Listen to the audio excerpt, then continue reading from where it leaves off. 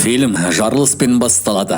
Жартас бетінің бір бөлігі опырылып түседі. Күйіп тұрған күннің астында тас қазатын карьерде тұтқындар үлкен жартастарды балғамен ұрып бөлшектеп жатыр. Солардың бірі Джон Рэмбо. Оған балғаны сермеуді тоқтатуды бұйырады. Біреу оны көруге келген екен. Ауыр еңбекпен шыңдалған бұрынғы арнайы жасақ жауынгері амалсыздан құралын қояды да күзетшінің соңынан ереді. Қоршаудың жанында оны ескі таныс қарсы алады. Полковник Траутман. Рэмбо Вьетнам соғысында дәл осы Траутманның қол астында қызмет еткен екен. Кейін ол билікке беріліп, өлім жазасынан аман қалған еді. Ұзақ уақыт бойы Траутман өз жауынгерін түрмеден алып шығудың жолын іздеді. Ақыры сол мүмкіндік туды. Траутман күзетшіден оларды оңаша қалдыруды сұрап, Рэмбоға үкіметтің оның көмегіне тағы да мұқтаж екенін түсіндіреді. Джон, мен қолымнан келгенде саған көмектесем деп айтқанмын. Вьетнамда әлі де американдық әскери тұтқындар бар. Олар Рэмбо бір кездері қашып шыққан дәл сол лагерде ұсталып отыр. Ол джунглиді сенен жақсы білетін ешкім жоқ. Бұл тапсырманы тек сана орындай аласың дейді. Рэмбоның міндеті жау аумағына жасырын кіріп, америкалық тұтқындардың тірі екенін растау. Әдеттегідей ол көп сөйлемейді. Ол әлдеқашан америкалық идеалдарға сенуден қалған. Ал азап көрген жеріне қайта оралу оның құлқы соғатын нәрсе емес. Бірақ түрмеден тағы 5 жыл мәжбүрлі еңбекте одан жақсы көрінбейді. Траутман Рэмбоның шын қалауын біледі. Егер ол миссияны орындап тірі қайтса, уақытша әскерге қайта алынып, президенттік кешірімге ие болады. Рэмбо ойланады. Оның өмірінде енді мақсат жоқ сияқты. Ескі бөлімшесі жоқ, досы да жоқ, отбасы да қалмаған. Осындай күйдегі адам үшін бостандықтың өзі нені білдіреді? Бірақ джунглиде тастап кеткен, өзіне ұқсас тұтқындарға көмектесу оған өмір сүруге себеп беруі мүмкін. Рэмбо келіседі. Траутман келесі кездесулерінің Таиландта өтетінін, ол жерде операцияны басқаратын арнайы қызмет өкілі болатын айтады. Кетпек болғанда Рэмбо оны тоқтатып бір сұрақ қояды. Бұл миссияның мәні бар жоғы бәрі соған байланысты екенін ескертеді. Көп ұзамай Рэмбоны Таиландтағы ақш базасына ұшақпен жеткізеді. Тікұшақ алаңында оны көп сөйлейтін Эриксон есімді жігіт қарсы алады.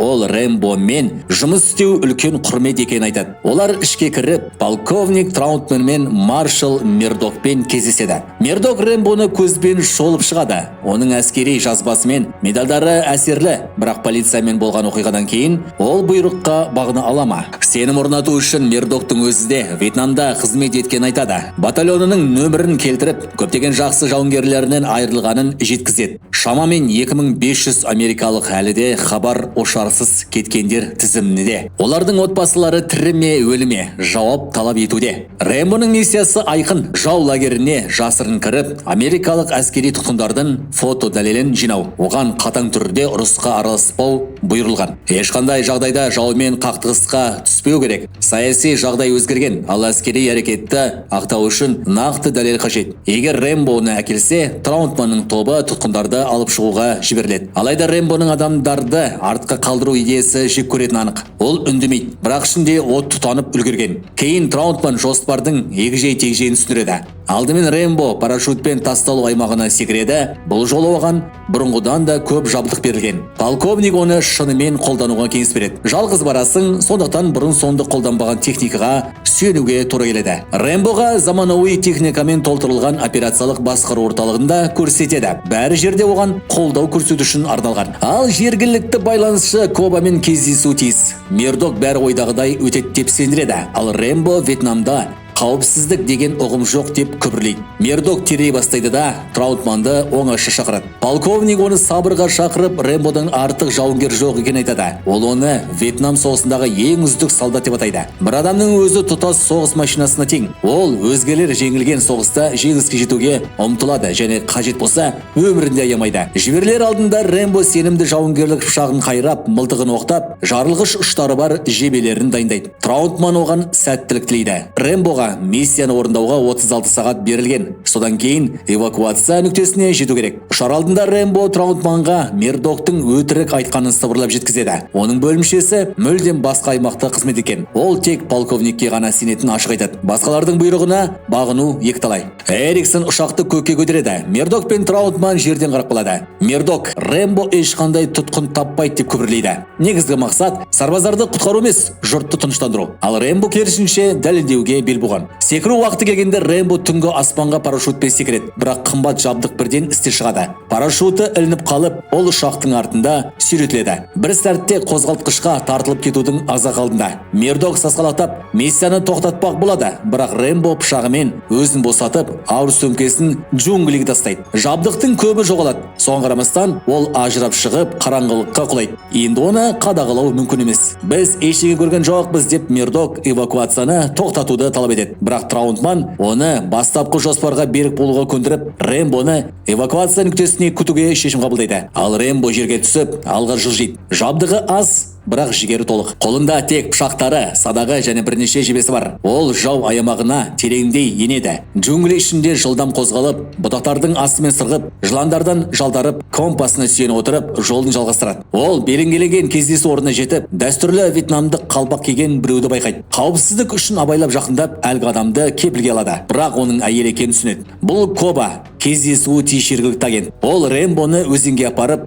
лагері әлдеқашан бос тұрған айтады. Оның джунглимен азапты сапары бекер болған. Дегенмен тағы бір жоспар бар. Олар қарақшылардың бекетіне бет алады. Бұл патрульдерден жасырынуға көмектесетін жергілікті адамдар. Жағдай ушыңқы болса да ақша алмасу сәтті өтеді. Көп ұзамай олар өзен бойымен жоғарғы қарай жүзіп бара жатқан қайықта болады. Рэмбо қарақшылардың әскери патрульдермен қалай күресетінін сұрайды. Патрульдік қайықтар ше, қарақшылардың көсемі жауап ретінде ресейлік зымыранатқышты көрсетеді. Жол үстінде Коба Рэмбоның өткен өміріне қызғады. Ол неге Вьетнамға қайта оралды? Рэмбо көп сөйлемейді. Америкаға қайтқаннан кейін соғыстың шын мәнінде аяқталмаған түсінген айтады. Үйде тек соғыстың басқа түрі бар. Ал нағыз соғыста өзін еркін ұстап, ұшып жүргендей сезінеді. Коба барлауға марқұм әкесінің орнына келген айтады. Ол өлімге толы, өмірден шаршаған және тыныш өмірі бар Америкаға көшуді армандайды. Рэмбоның неге осындай қауіпті өмірді қайта-қайта таңдайтыны оған түсініксіз. Рэмбо ашық айтады. Ол артық адам. Егер бір кешке бармаса, ешкімді байқамайды. Коба мойнындағы тұмарын қыса ұстайды, ал Рэмбо өз тұмарын көрсетеді, жауынгерлік пышағын. Осы уақытта Траутман Рэмбо жетеді деген үмітпен эвакуация орнына қарай жылжуды қалайды. Мердок оны тоқтатпақ болады, сарбаздардың тағдырына мүлде алаңдамайтыны көрініп тұр. Бірақ Траутман табандылық танытып, ақыры рұқсат алады. Түн түскенде Рэмбо мен Коба лагерге жетеді. Бәрі тыныш, тастап кеткендей, олар абайлап алға жылжып, күзетшілерге келген бір әйелді көреді. Рэмбо садағын дайындап лагерге жасырын кіруге әзірленеді. Коба оны тоқтатпақ болады. Сен ішке кірмейсің ғой, сенің міндетін суретке түсіру емес пе дейді. Бірақ Рэмбо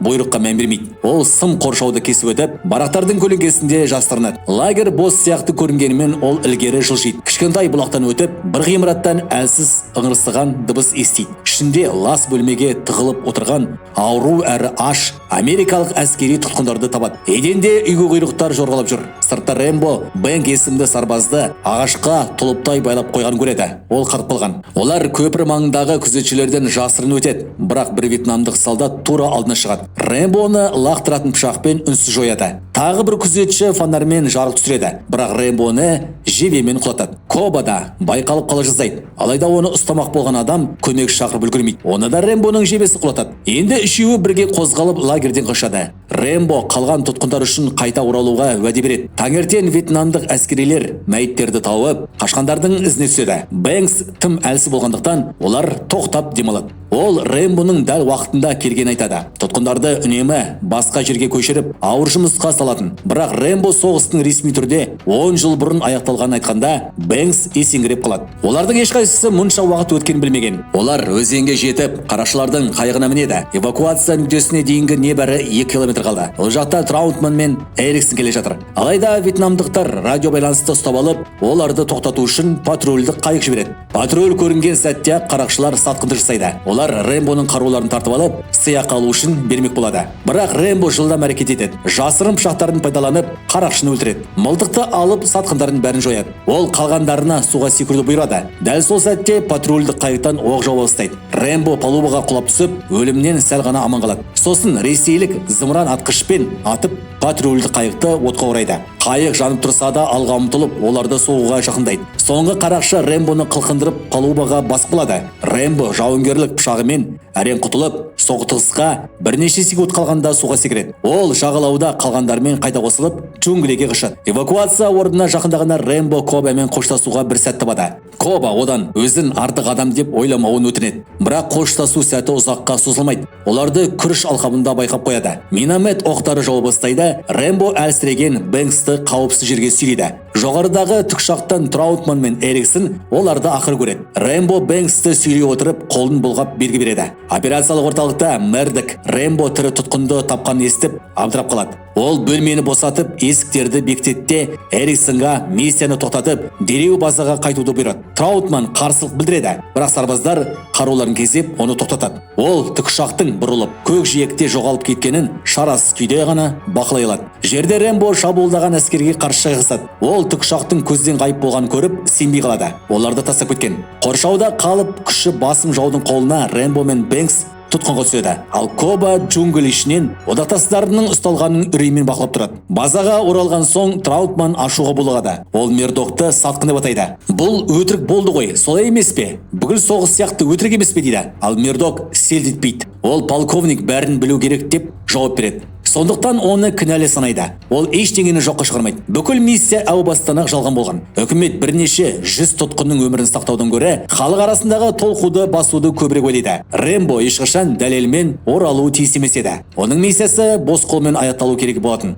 Бірақ ол бұйрыққа бағынбады. Енді соның өтеуін тартып жатыр. Оны ешкім де сағынбайды. Траутман шындықты біледі. Мұның бәрі ақшаға тіреледі. Вьетнам америкалық соғыс өтемақысын төлеудің бас тартқаны үшін кек алу мақсатында әскери тұтқындарды босатпаған. Мердок полковникке намысын жұтып, салдарын ойлауды ескертеді. Егер Вьетнам ақшаны алса, оны Американың одақтастарына қарсы соғысқа жұмсар еді. Ал егер тірі тұтқындардың бет-бейнесі жағалықтарда көрсетілсе, бұл тағы да бір соғысты тұтандыруы мүмкін. Траутман Мердокты жексұрын деп атап, ашумен кетіп қалады. Мердок оған бүкіл миссияны ұмытуды ұсынады.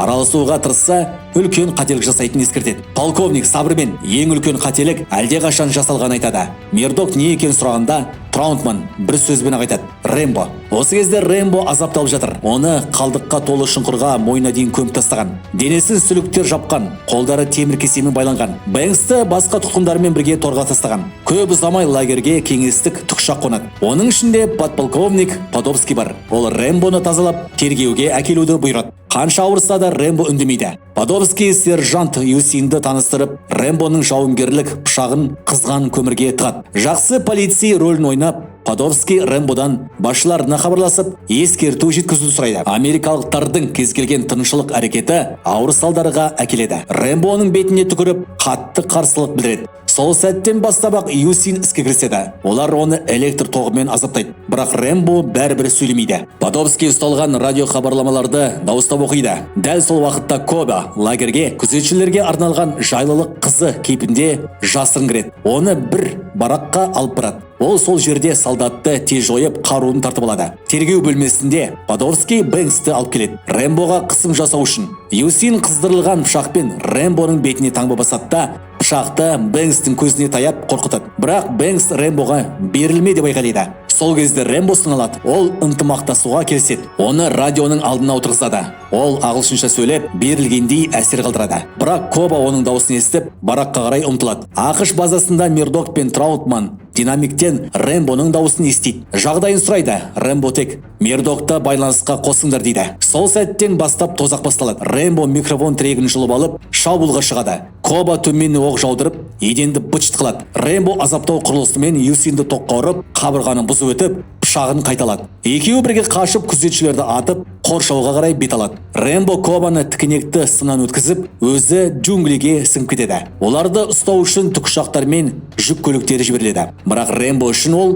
үйреншікті жағдай. Ол Кобаны қалың орманмен алып өтіп, джунглиге қашудың шебер екенін тағы да дәлелдейді. Таңертең Коба Рэмбоның жарасын таңып береді. Ол оған өзін тастап кетпеген үшін алғыс айтады. Мұны ешқашан ұмытпаймын, рахмет дейді. Енді ол Таиланд шекарасынан өтіп, ақыры үйіне оралмақ. Коба оны Америкаға алып кетуін өтінеді. Бірақ ұзап үлгермей тұзаққа түседі. Оқ ағаштарды тесіп өтеді. Коба жараланады. Рэмбо ашуға мініп шабуылдаушыларды жояды. Бірақ біреуі қашып кетеді. Ол қызды құтқаруға тырысады, алайда Коба оның қолында жан тапсырады. Базада Траутман тағы да құтқару операциясын талап етеді. Мердок бас тартқанда полковник оны айналып өтетінін айтады. Мердок жауап ретінде Траутманды қамауға алуды бұйырады. Ал джунглиде Рэмбо Кобаның алқасын мойнына тағып, оны ағаштардың түбіне жерлейді. Енді бұл тек тұтқындарды құтқару емес, бұл жеке кек. Вьетнамдық және кеңестік әскерлер іздеуді жалғастырады. Бірақ Рэмбо елес секілді. Ол судың астындағы қалың шөпке жасырынып, өзін балшықпен бүркеп, солдаттарды бірінен соң бірін жояды. Тек пышағы мен садағын пайдаланып,